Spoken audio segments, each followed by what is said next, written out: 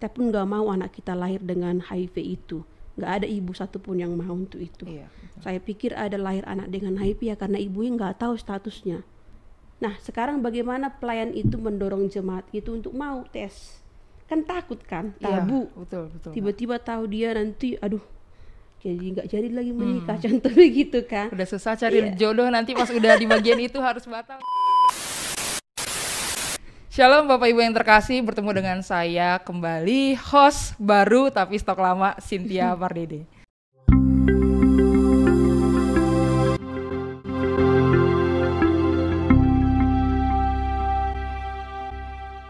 Bapak Ibu yang terkasih, kali ini kita akan kembali berbincang mengenai topik yang sangat menarik dan sebenarnya sangat-sangat penting. Untuk itu pada hari ini kita sudah kedatangan tamu yang sangat punya capability yang sangat baik dan akan menjelaskan banyak hal dan membantu kita semua untuk memiliki pengetahuan yang lebih baik lagi tentang cek kesehatan dan berkaitan dengan HIV. Sudah datang bersama dengan kami Inang Diakones Boru Sibagariang. Selamat datang Kakak. Ya, selamat datang juga. Nggak mungkin dong selamat datang Kak, kan aku hostnya. Kak, aku lebih enak panggil Inang atau Kakak aja. Oh, Kakak aja biar mudah Biar ya. mudah. Oke. Selamat bertemu kembali. Iya Kakak. Jadi pada hari ini Bapak Ibu yang terkasih, kita akan membahas salah satu topik yang sangat menarik, yaitu tentang pentingnya konseling dan tes HIV sebelum menikah.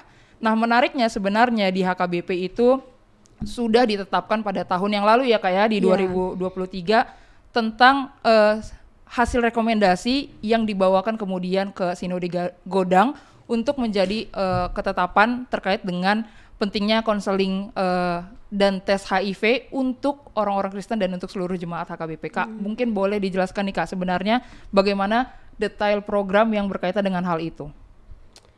Iya, sebenarnya ini kan sudah lama dicanangkan oleh pemerintah. Artinya bahwa konseling dan tes HIV itu harus dilakukan sebelum menikah.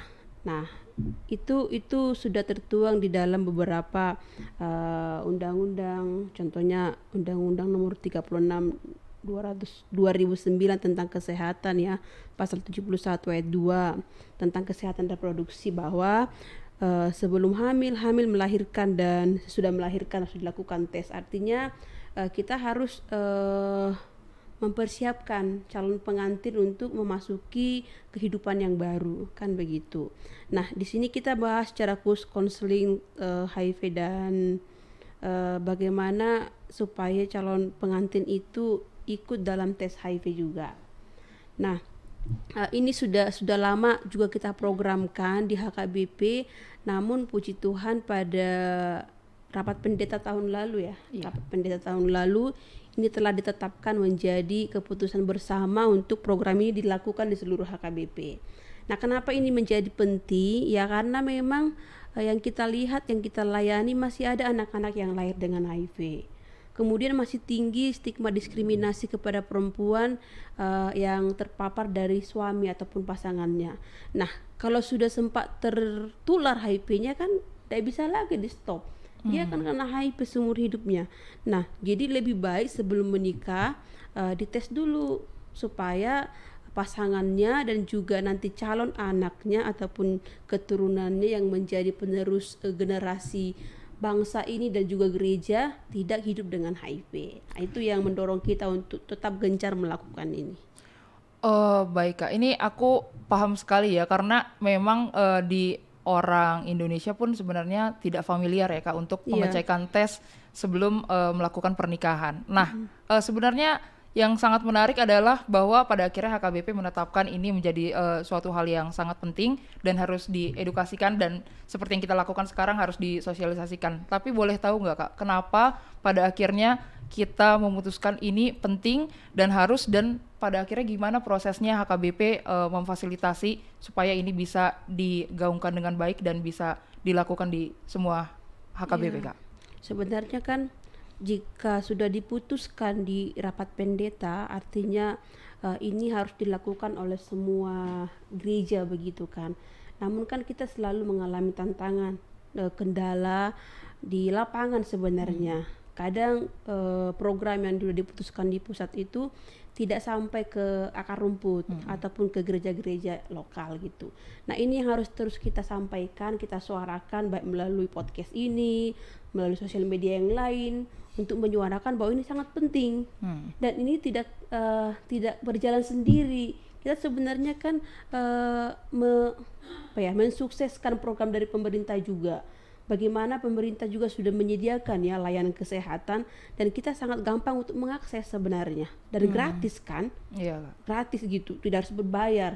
Nah sekarang bagaimana pelayan itu mendorong jemaat itu untuk mau tes, kan takut kan, tabu, betul, tiba-tiba tahu dia nanti aduh jadi nggak jadi lagi menikah, contohnya gitu kan. Udah susah cari jodoh, nanti pas udah di bagian itu harus batal, gimana tuh ya Kak? Tapi sebenarnya kan tidak, itu mungkin perspektif sebagian orang, tapi kita melihat nih tujuan yang lebih besar yang mau kita capai.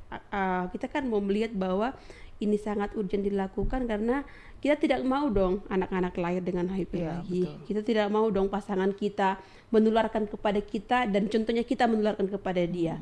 Saya pikir kalau saling mengasihi dan mencintai ini bisa dikomunikasikan dengan baik. Nah Kak, kalau begitu pertanyaannya ya, kita tahu ya cari jodoh itu kan susah ya kan Kak, cari susah pasangan ya? Itu susah. Nanti kalau kita udah di tahap punya pacar, punya pasangan, mau menuju ke hubungan yang lebih serius, tapi pada akhirnya kita misalkan aku dan pasangan punya pengetahuan yang sudah cukup, kita merasa ayo kita tes kesehatan, lalu ketahuanlah Kak, misalkan salah satu dari kami itu punya indikasi HIV gitu. Nah ini gimana Kak, gereja atau dari HKBP Ministry untuk mencoba mengatasi hal itu? Ya sebenarnya kan namanya dikatakan konseling dan tes HIV. Jadi jangan langsung dites dong. Oh iya. Jadi kan harus betul. ada konselingnya dulu deh. Artinya dia dibekali dulu informasi yang benar. Nah kalau kita kan langsung dikatakan kau HIV, kan kita langsung takut. Aduh, putuslah kita. Tapi kan ketika sudah mengerti, contohnya kamu sudah paham nih HIV itu apa, penularannya bagaimana, dan bisa menikah punya anak negatif, oh tidak masalah dong gitu. Jadi jangan lupa konseling ini duluan, jangan dites dulu baru konseling, salah. Harus konseling dulu baru tes. Nah gereja itu kan sebenarnya bukan untuk memisahkan. Jadi teman-teman calon pengantin ini kan datang ke gereja nanti membawa surat sehatnya dia layak menikah. Artinya dari layanan kesehatan mengatakan dia sudah layak menikah, bukan berarti harus negatif, tapi sudah ditangani dengan baik. Artinya dia sudah mendapatkan penanganan yang tepat dari layanan yang tepat. Jadi memang untuk konseling dan tes HIV ini kita sarankan jangan seminggu menikah baru sekarang tesnya. Udah agak terlambat itu ya Kak. Bukan hanya terlambat, udah disebar undangan segala macam. Nah harusnya 3-6 bulan sebelum menikah. Dan itu memang di peraturan dikatakan di pemerintah kita. Artinya gini, kenapa harus 3 bulan atau 6 bulan? Karena begini, kalau kita contohnya saya ini mau menikah, saya positif HIV.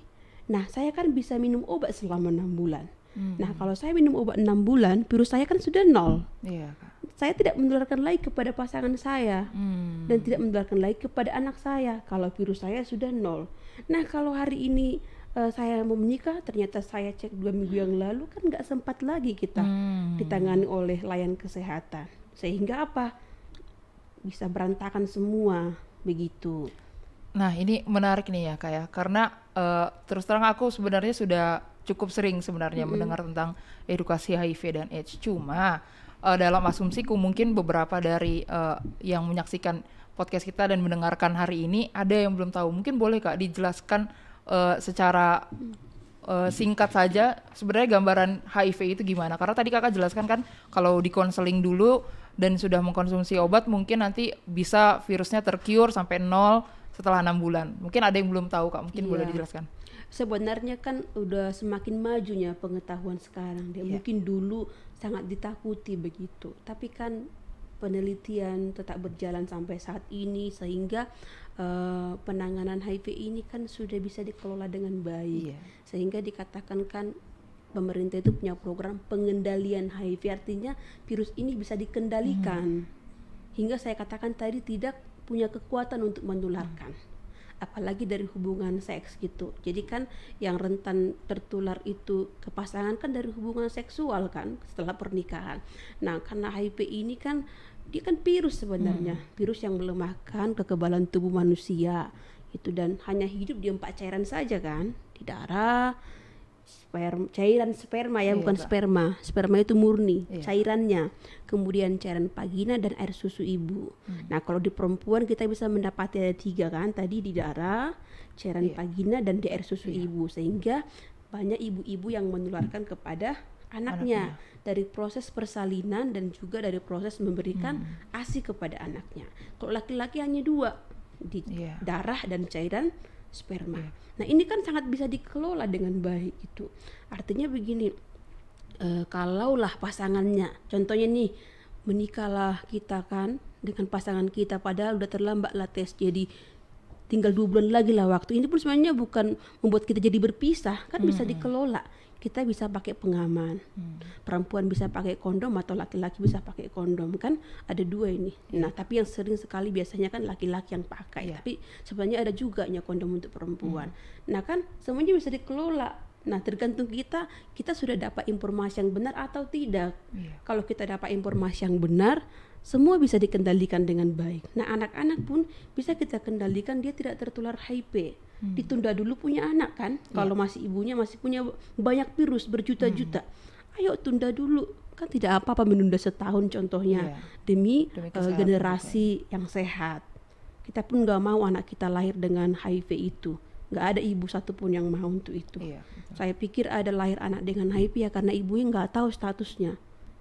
Itu sih sederhananya ya. Mungkin kalau yang lain bisa kita cari literasi di internet ya, banyak sekarang.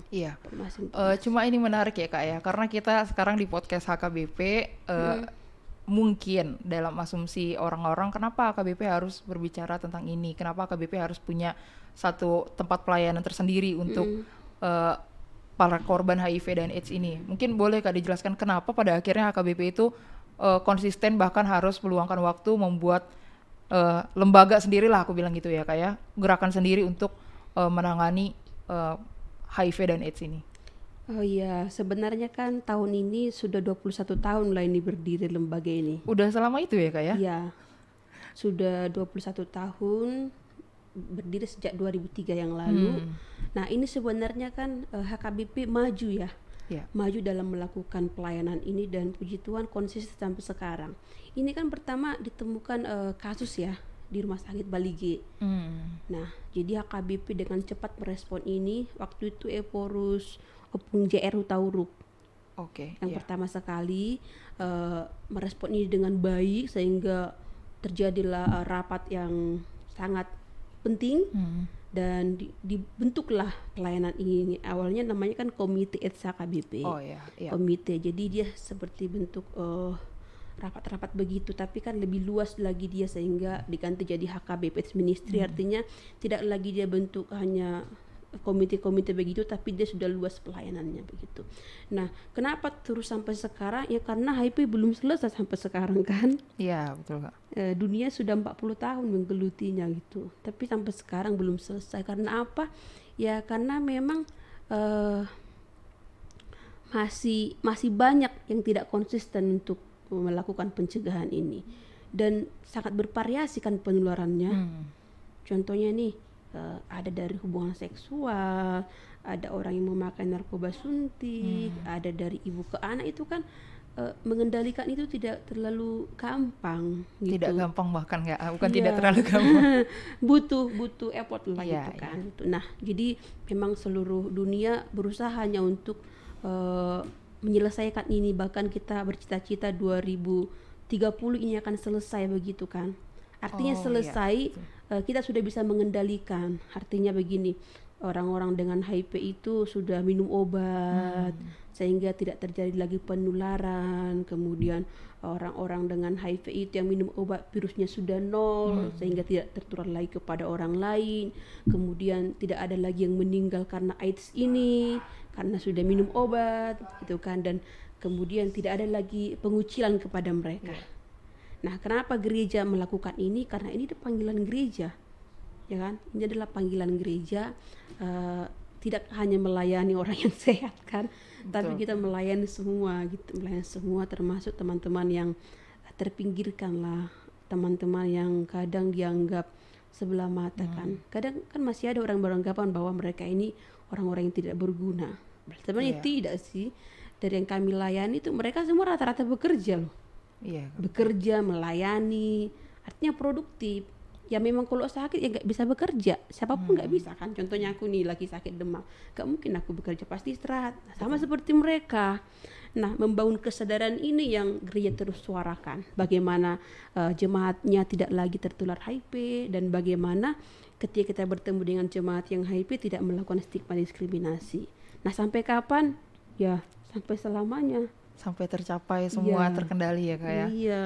Nah ini lanjutannya Kak, kalau begitu kita udah tahu sekarang kalau HKBP punya satu wadah yang mau dengan serius membahas tentang HIV, mencoba melakukan ini dan itu. Cuma kami belum tahu nih Kak, sebenarnya sudah apa aja yang dilakukan oleh HKBP Aid Ministry dan mungkin selama ini belum tersuarakan dan teman-teman mungkin belum tahu Kak untuk program yang sudah dikerjakan dan akan dikerjakan.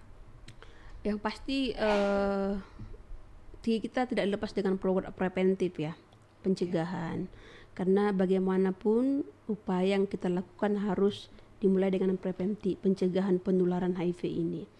Nah, kemudian tidak hanya pencegahan, tapi kita juga melakukan pendampingan bagi teman-teman yang sudah terinfeksi HIV, dan kemudian pemberdayaan lah. Artinya kita mau mereka itu berdaya. Seperti yang saya bilang tadi, rata-rata mereka itu ya punya pekerjaan, punya kesibukan, punya aktivitas sama seperti kita.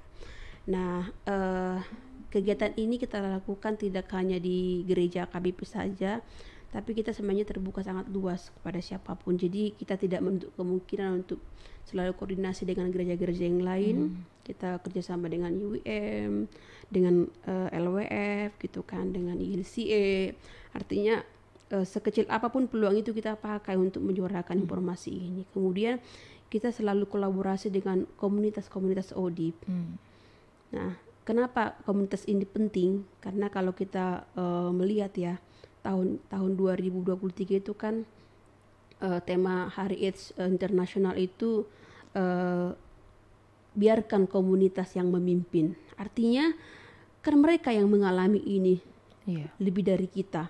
Mereka yang paham bagaimana sakitnya, dan mereka tahu peluangnya apa yang harus mereka lakukan. Nah, kita merangkul komunitas ini untuk menyuarakan bahwa mereka itu orang-orang yang berdaya, dan mereka sendiri tidak pengen kan orang lain juga kena HIV.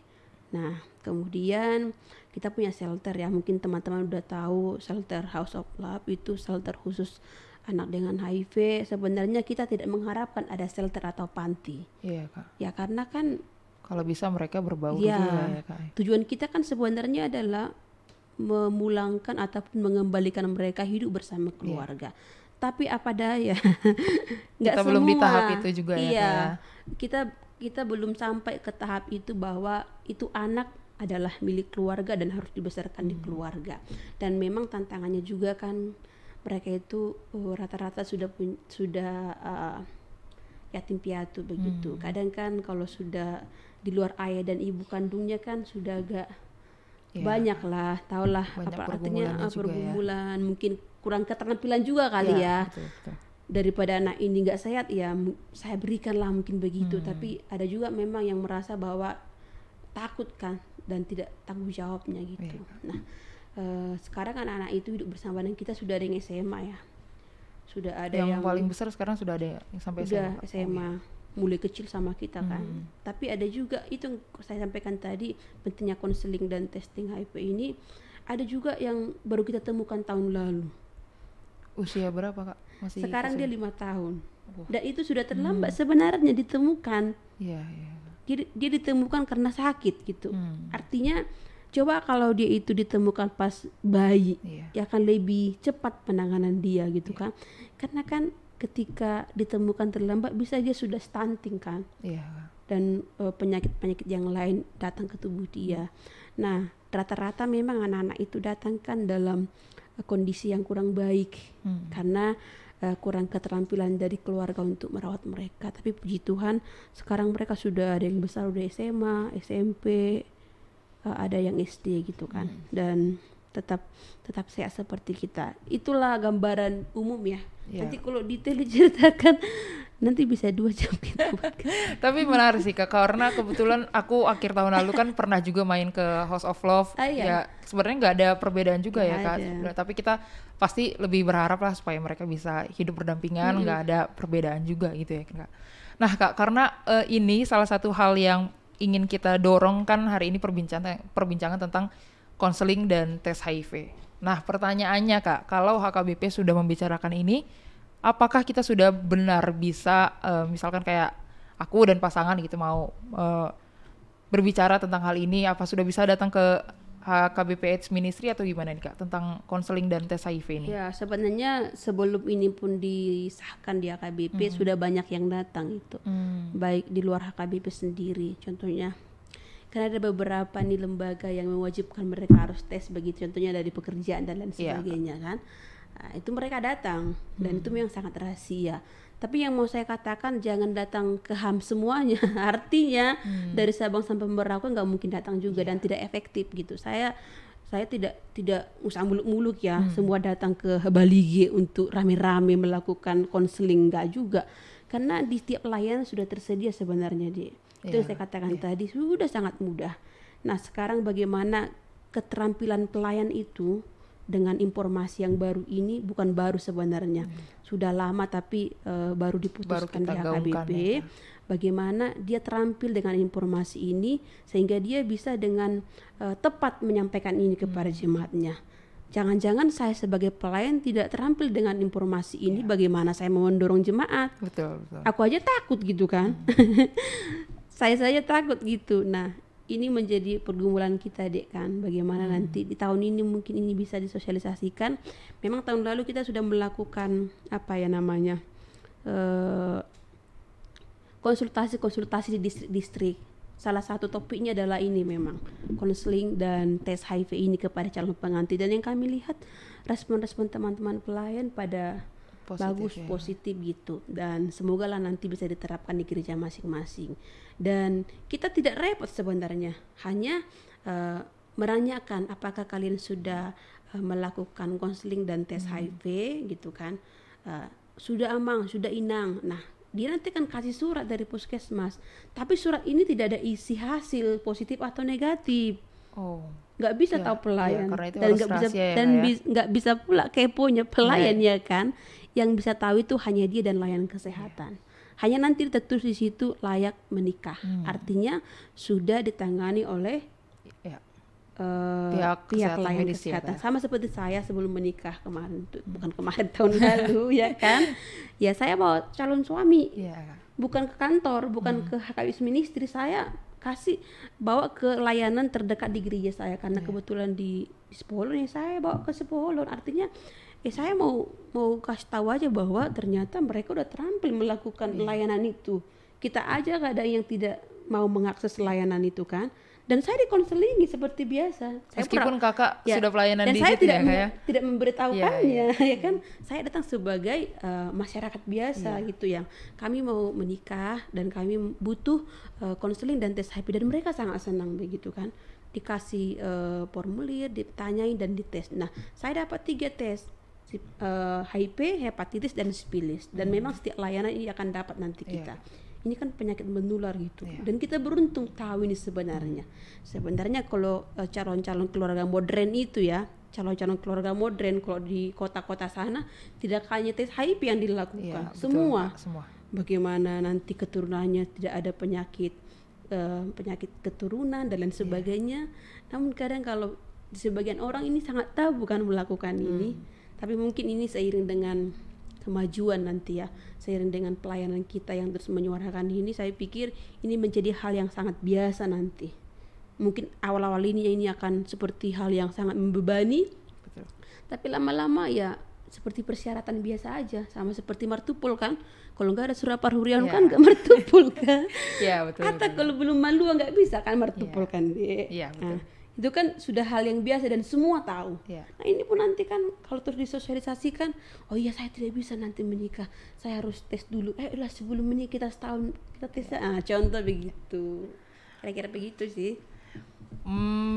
Pengen bilang sih Kak, sebenarnya ini sangat menarik dan bersyukur juga ya pada akhirnya kita sudah menetapkan keharusan, meskipun sebenarnya dari pemerintah pun sudah disosialisasikan. Tapi dengan keberadaan Kakak pun yang mau hadir di sini untuk memberitakan tentang program kita yang baru dan bagaimana HKBP Ministry berusaha untuk memfasilitasi untuk teman-teman kita yang mungkin memiliki penyakit HIV dan AIDS. Ini sangat-sangat membantu Kak. Kita berharap semoga kedepannya apa yang kita perbincangkan di sini juga menjadi bermanfaat dan menjadi pengetahuan dan dilakukan oleh teman-teman kita yang menyaksikan podcast kita pada hari ini. Mungkin aku pikir untuk hari ini kita sekian dulu Kak. Tapi kami berterima kasih Kakak sudah mau datang jauh-jauh dari mana tadi Kak? 1 jamnya dari Bali. Jauh juga itu Kak ya. Harus Jauh, mandi pagi untuk datang ke sini. Makasih banyak Kak. Semoga apa yang kita perbincangkan bisa membantu teman-teman dan juga bisa mereka kerjakan secepat mungkin. Untuk teman-teman yang mau menikah meski mencari jodoh susah, jangan lagi disia-siakan, harus tes kesehatan. Salah satunya yang penting adalah untuk konseling dan tes HIV demi keluarga yang sehat dan masa depan yang cerah ya Kak ya. Oke Kak, terima kasih banyak sekali lagi Kak. Semoga nanti perjalanan pulang aman, sentosa, sehat-sehat. Amin. Dan menunggu kelahiran keponakan online teman-teman kita. Semoga semuanya sehat ya Kak. Doakan ya Mang Inang ya. Sebentar lagi kita tunggu ponakan online kita dari Inang Diakones.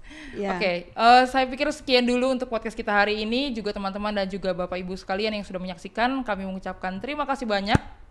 Jangan lupa menyaksikan podcast yang akan datang minggu depan. Kita akan membahas tentang pelecehan seksual yang dilakukan kepada anak dan oleh anak. Jangan lupa saksikan di YouTube Huria Kristen Batak Protestan. Terima kasih sudah menyaksikan. Tuhan Yesus memberkati ya Mang Inang dan teman-teman sekalian. Makasih Kakak. Makasih Horas. Horas.